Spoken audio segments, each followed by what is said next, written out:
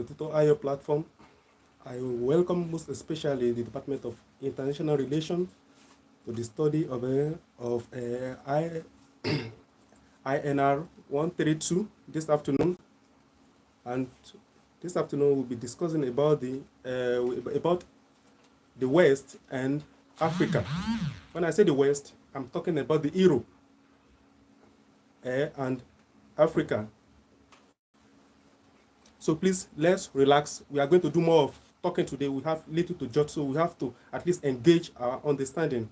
We have to engage our listening habit today. Please, let's just relax and enjoy the lecture. We do believe you are going to enjoy the lecture today. Thank you. So we have INR132.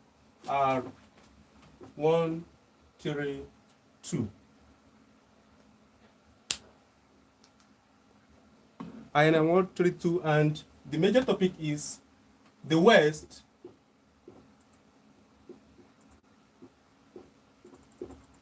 and Africa.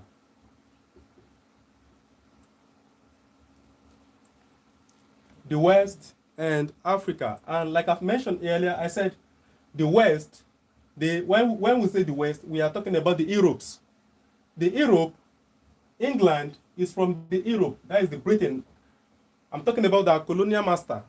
They are from Europe, so they are the western part of the world. So what do we have to talk about the West today? What do we have to talk? Let's first of all talk about the European writers, what they have to say concerning Africa, especially in history. The European writers, what do they have to say about Africa, especially in history? So first of all, today we are going to talk about the European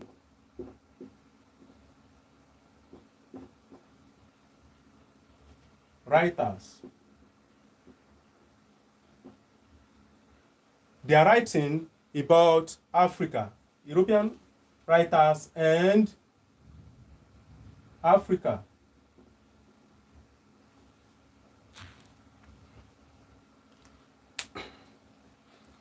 Concerning the history of Africa, the European writers, they so much believe that Africa, they have no past. They have no specific history, simply because in Africa, in the olden days, we have no code. There's nothing like code. There's nothing like documentation. They have no means in which they document or they write down their history. So the European writers, they believe that history started from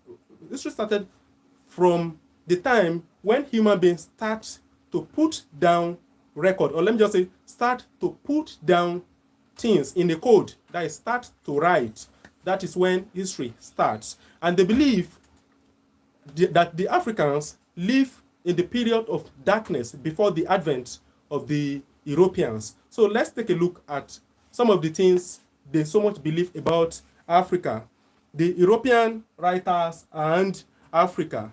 You see, many Europe writers for a long time were of the opinion that Africa's society were mainly non-literate. They were illiterate. No education during during the 100 BC and 100 BC, 200 BC. There's no form of education. So they have no method of writing, no method of documentation in form of writing.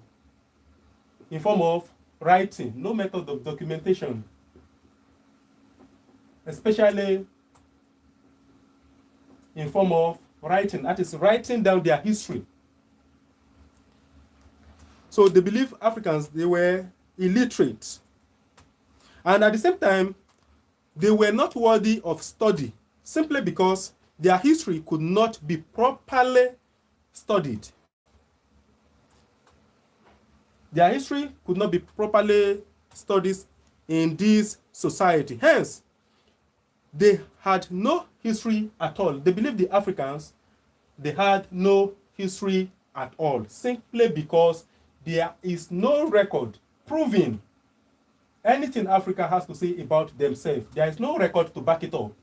So they believe Africans, they have no record at all. In fact, to this school of thoughts, the continent contributed little or nothing to the development of mankind. They somewhat believe that Africa has contributed nothing to the development or contributed nothing to civilization. One of these imperialist writers, that is with the name A.P. Newton, that's one of them, A.P. Newton. A.P. Newton, he expressed his view in the sense that he believed that history only begins when men take to writing.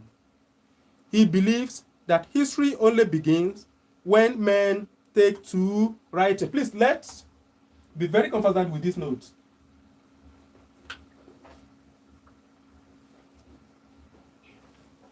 A.P. Newton believes that history begins, that is his opinion, that history only begins when men take to writing.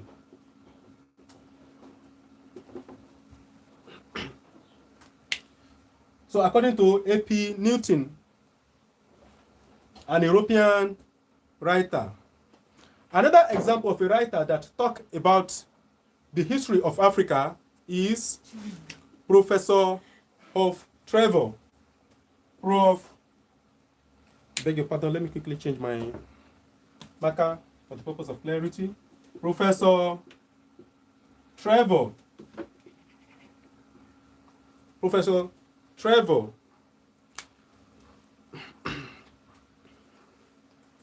Professor Trevor of the University of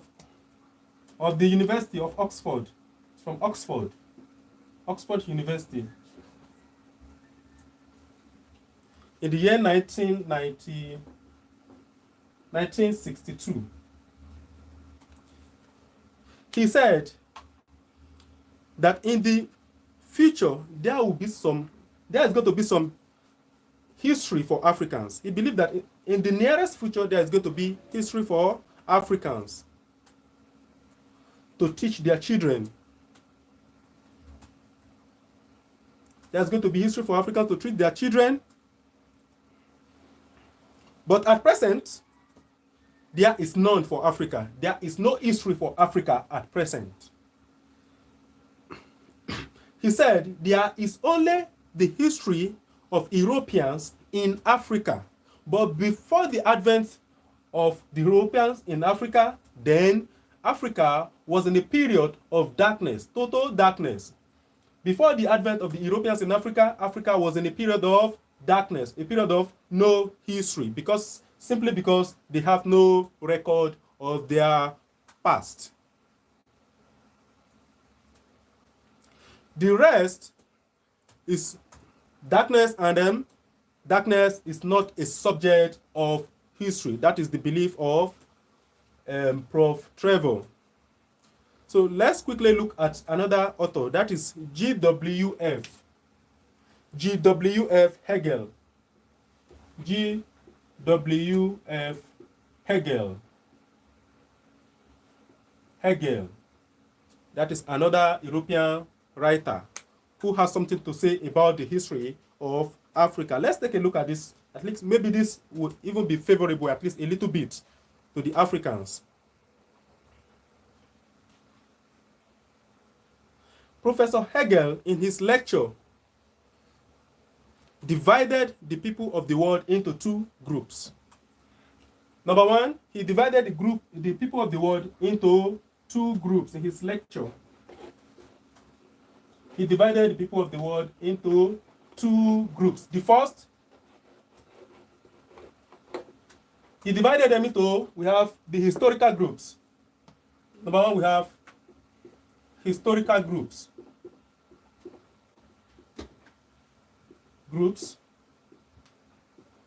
And at the same time, we have the non-historical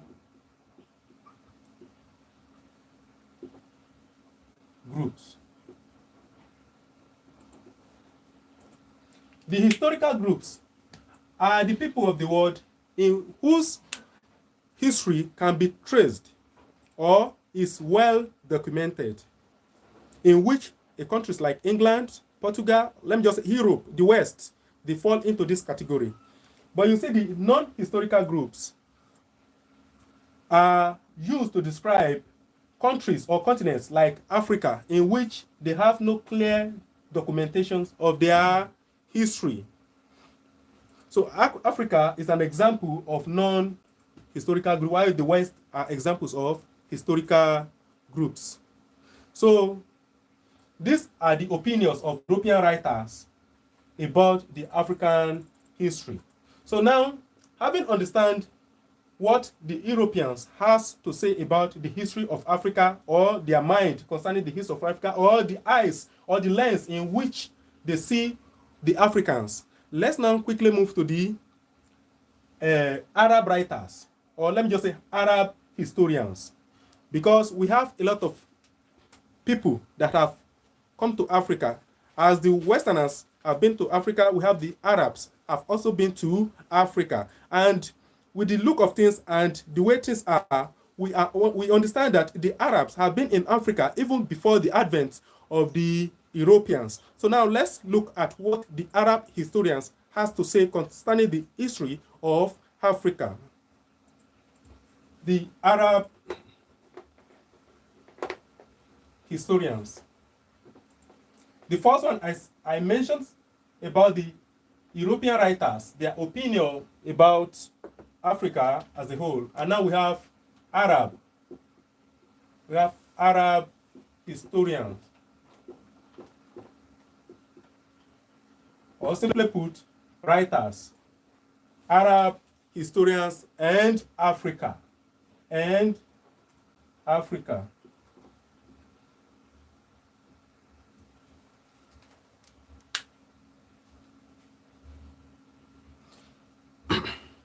Arab scholars or historians had written a lot about Africa civilization before the incursion into Africa, before the European advent into Africa, or let me just say the European incursions into Africa, which simply means the Arabs, they have been in Africa even before the advent of the Europeans.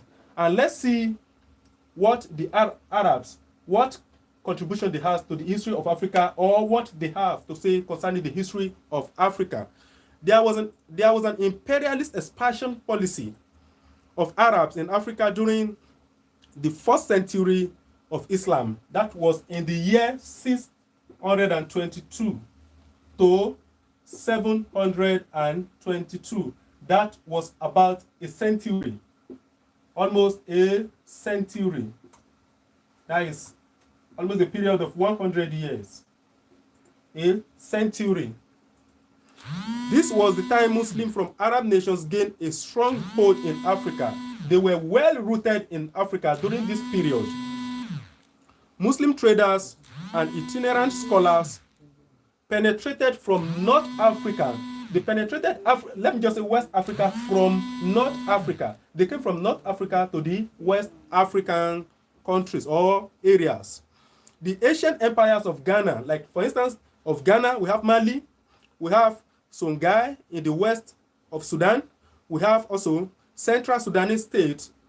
For instance, we have in Hausa land, we have Kaduna, we have Borno, we have Sokoto, etc. They have the dose of Islamic influence.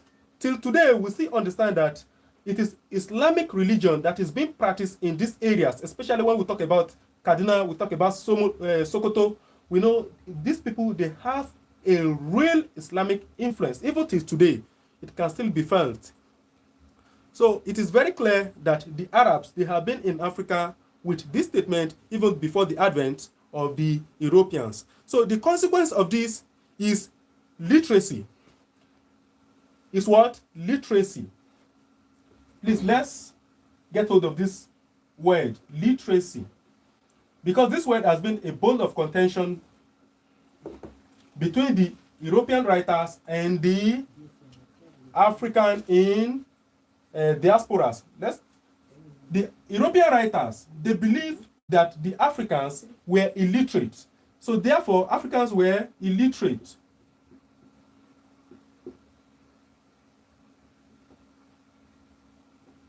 Sorry. Africans were illiterate.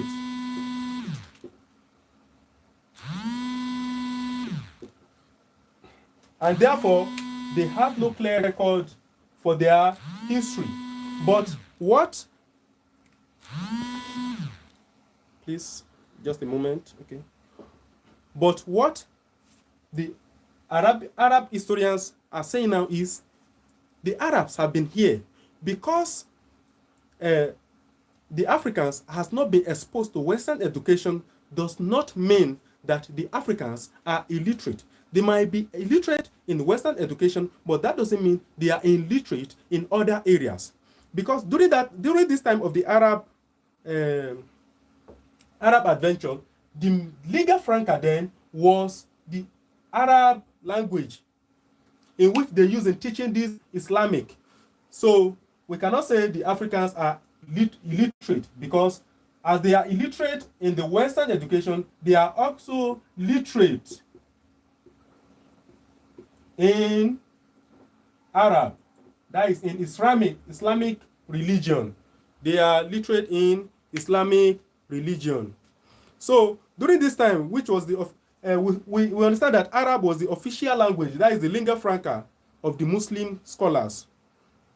So these Muslim scholars, they produce a lot of writings, which include the writing of political biography. They wrote political biography of some cultures and social history of some empires. These scholars produce a lot of Tariqs.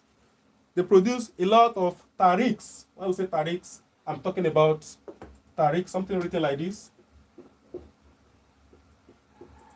Tariqs. They produce a lot of Tariqs and chronicles in the 11th century to the 17th century. That was the time they produced a lot of writings about Africa when they were here centuries. Such works include Tariqs as Sudan. Such works produced by the Arab historians includes Tariqs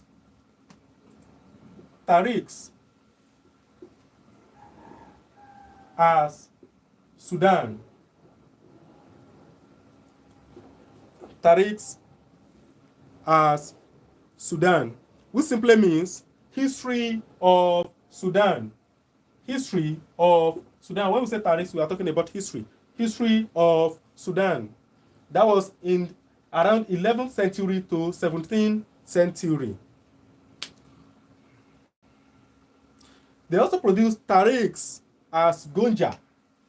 Two, they have Tariqs as Gonja, which simply means history of Gonja. Others are Tariqs al-Fatah and Kano Chronicle. Many writers who were non-Muslim borrowed from these writings to update their knowledge about African history. The writings have been able to put to rest that Africa had no past or history, but darkness, and darkness cannot survive as history of a people. So these writings by the Islamic scholars, or let me just say Islamic prophets, have really helped in preserving African history, though it might not be written in Western language or through Western education or through Western method, but at least there was a documentation, there was a record about the history of some places in Africa. For instance, the history of some places like Sudan, Gonja, we have Kano, and so on and so forth. So now, having understand what the Arab historian has to say about Africa, let's quickly go to the African historians or indigenous historians. I mentioned the West, I mentioned the European writers, the Arab historians, and now we have the African historians. The African historians.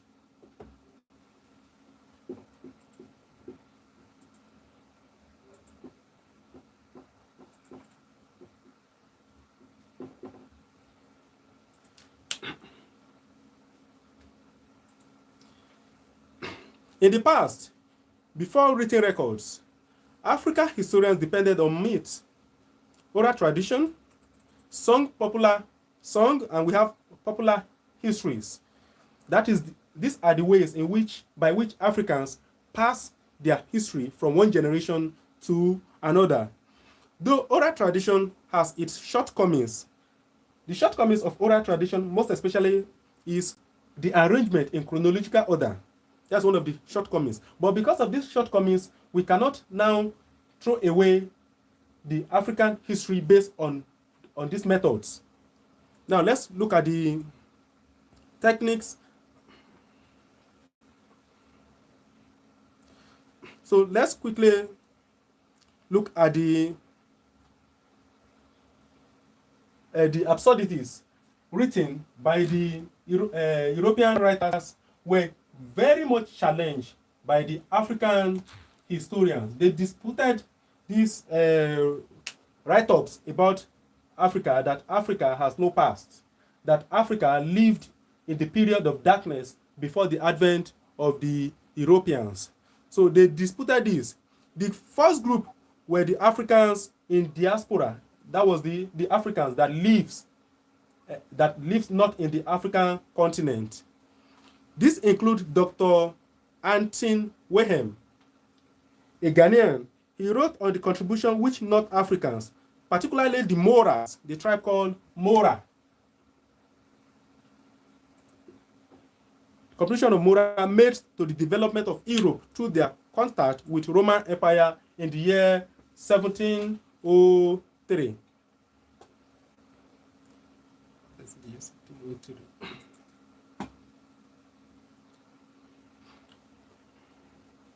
So in the year 1703, we have Olaudah, known as Gustavus Vassa, an ex-slave. He wrote a biography about the culture.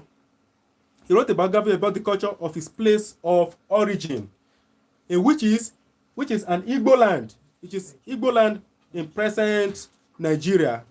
At the end of the Second World War, which was in the year 1945, professional African historians emerged to put to rest the propaganda that Africa had no written past or history at all.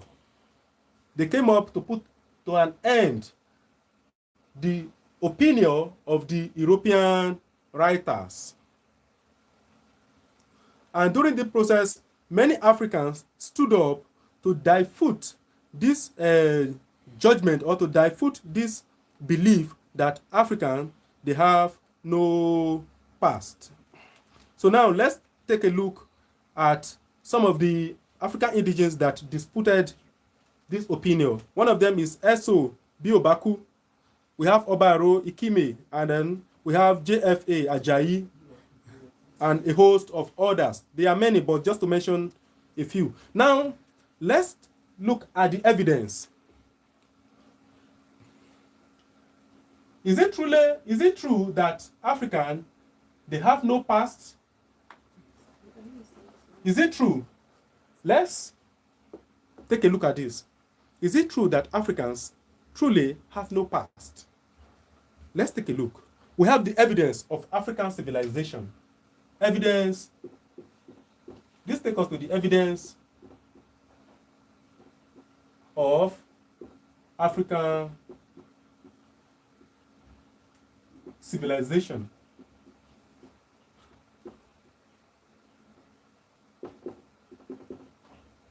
Evidence of African civilization. It is generally accepted that after archaeological findings, the first man whom the modern races of the world today belong is a single biological species called Homo sapiens. Homo sapiens. We call it Homo sapiens. Homo sapiens simply means thinking man, which simply means the thinking man. That is the man that thinks.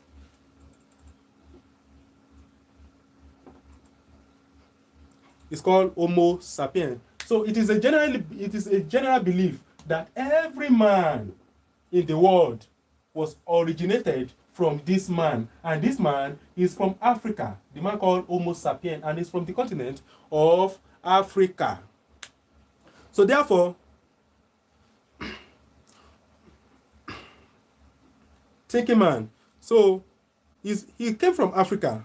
Adel Potton of University of Missouri, that is St. Louis, Department of History, in one of his lectures said Africa was the first world. Since Homo sapiens is a thinking man, and every other man originated from this man, and this same man is from Africa, then it means Africa is the world, and the world is Africa. Which simply means Africa is the origin of the world. Africa is the origin of all man. So that is the opinion of Adel Patton. Okay, let's take a look at more archaeological findings. More archaeological findings reveal that an occupation of Acropolis, that is the culture in Zimbabwe, is a carbon. They work with carbon. That is dated back to around 330 AD. 330 AD. They work in carbon. That is, they work with carbon. And let's take a look at another example, another evidence. In Lake Chad, there's a tribe called So. So, that is in Lake Chad. So, that is giant. Look, they are giant looking tribe. They used pots to store grain and water, which were also discovered. That is, all this thing I'm saying is true archaeological findings. They were discovered. This same tribe cast object. They also cast object in bronze. It is believed that the oldest bronze in West Africa are from Ife, here in Nigeria. That is Ile Ife, here in Nigeria, before it was later spread to Benin. Before it was spread to Benin. At a site in Meru, there was a place called Meru, about 120 miles north of Khartoum, there in Sudan. There are evidence of slag heaps of an iron industry which was flourishing there, perhaps as early as 3 centuries before the birth of Christ. As early as 300 AD, before the birth of Christ. This industry must have existed to take care of their instrument of war, like spears, like domestic cores, like hoes, cutlass, door hinges, knife, their tools, and so on and so forth. Another evidence, Ethiopia is one of the oldest countries in the world. The beginning of Ethiopia history is traced to the empire of Aksum. Beginning of Ethiopia history was traced back to an empire called Aksum. Aksum, that was in the year 500 AD. Aksum, that was 500 before current era, BC.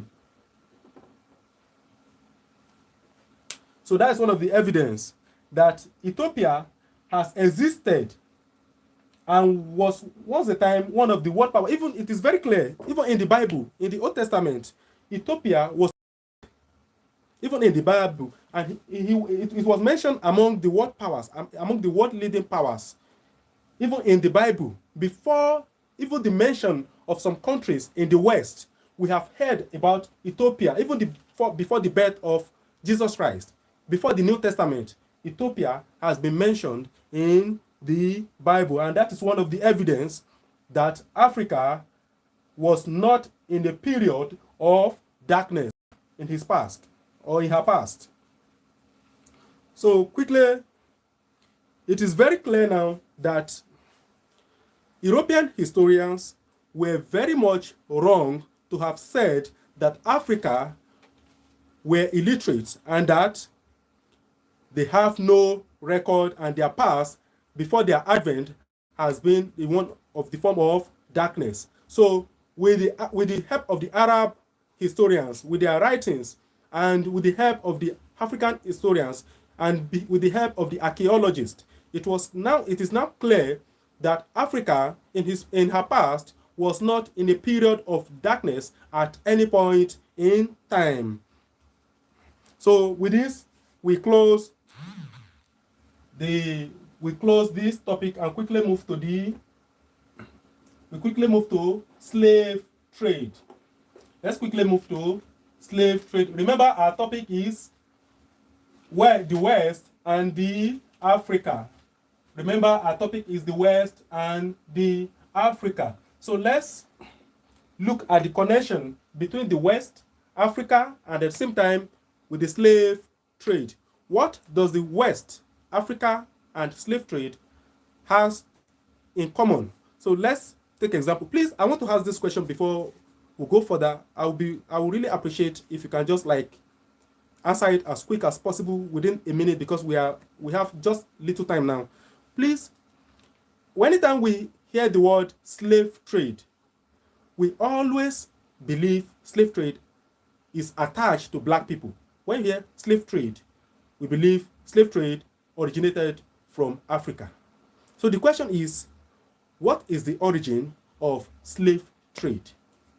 That is the question.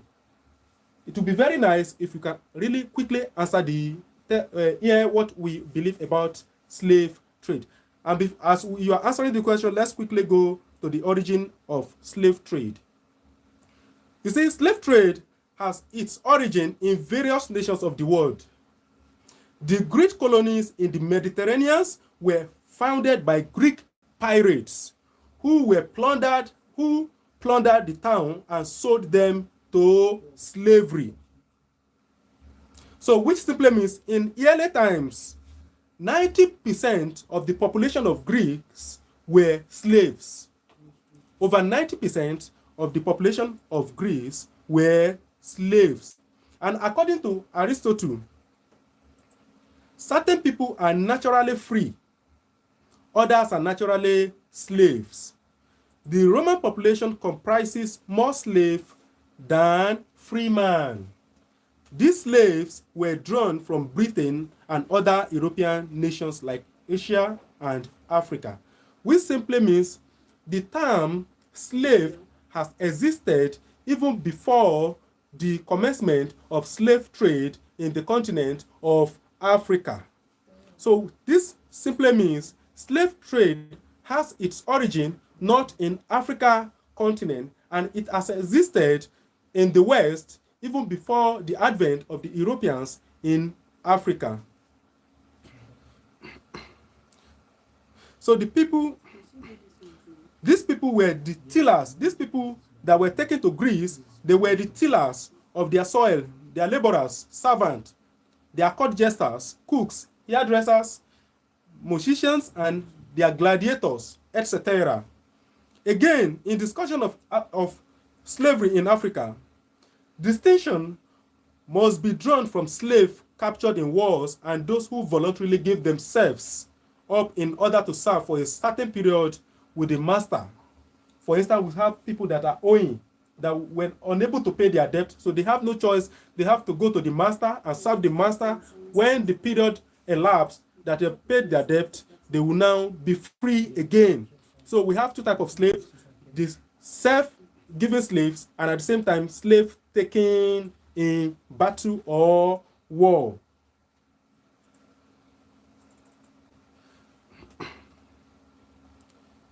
So please, because of our time, we won't be able to go further than this, but we so much believe you have learned at least a little thing in today's class. So we hope to meet you again in our subsequent class. Thank you. I remain your tutor, Tutor Oliver. Thank you so much. I will meet again. Thank you.